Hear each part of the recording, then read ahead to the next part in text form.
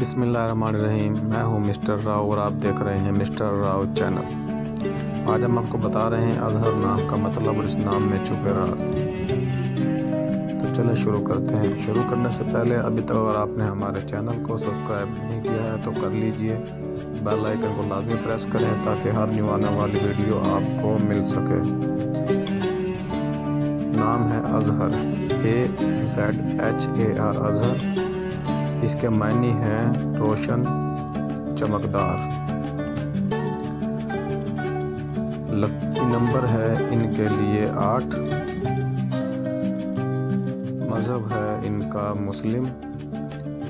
अजहर के लिए मुवाफिक दिन है मंगल और जुमेरात। अजहर के लिए मुवाफिक रंग है सुर्ख बनफशी। अजहर के लिए मुवाफिक पत्थर जो है वो पत्थर है रूबी।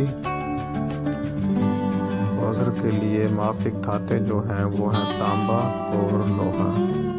वीडियो पसंद आई है तो वीडियो को लाइक कीजिए, दोस्तों के साथ शेयर कीजिए और अभी तक आपने अगर सब्सक्राइब नहीं किया है तो कर लीजिए ताकि हर आने वाली वीडियो आपको मिल सके।